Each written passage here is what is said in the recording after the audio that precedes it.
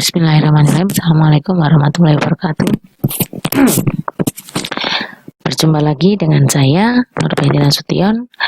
Pada video kali ini kita akan membahas mengenai postulat mengenai sudut.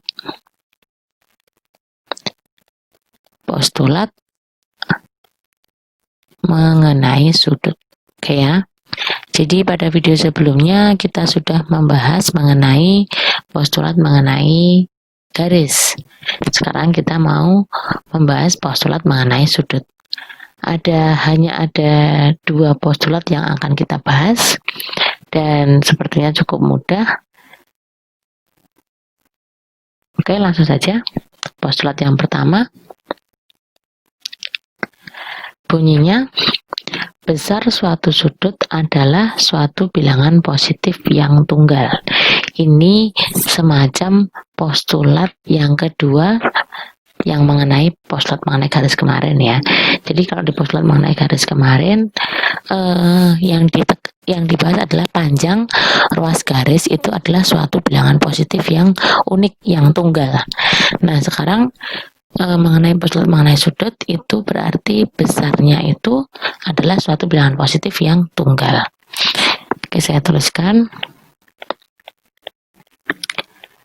besar suatu sudut adalah suatu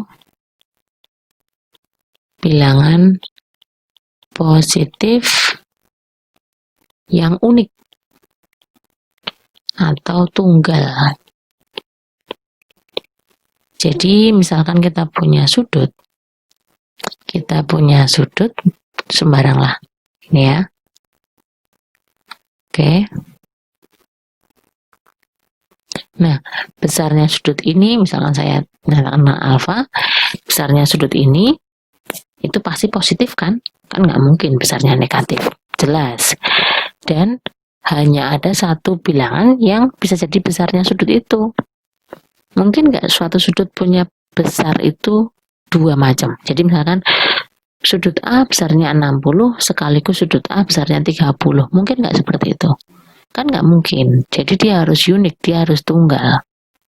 Itu yang dimaksud dengan postulat yang pertama. Kemudian postulat yang kedua.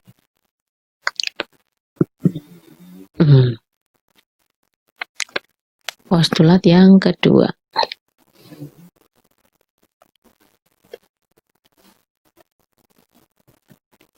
Oke, yang kedua. Jika titik D terletak pada area yang dibatasi sudut ABC, maka berlaku besarnya sudut ABD ditambah besarnya sudut DBC itu sama dengan besar sudut ABC. Oke, biar lebih jelas saya tuliskan ya. Tapi sebelum saya tuliskan, saya mau sepakati dulu. Nanti kalau misalkan ada notasi seperti ini, M sudut ABC itu maknanya adalah besar sudut ABC, atau mungkin saya tuliskan di bawahnya aja ya. Saya tuliskan di bawah saja, di bawah postulat keterangan gitu ya. Oke. Jadi saya tuliskan dulu postulatnya. Jika titik D terletak pada daerah yang dibatasi sudut ABC, beberapa buku menyebut daerah yang dibatasi sudut ABC ini sebagai interior ABC. Interior ABC, maka berlaku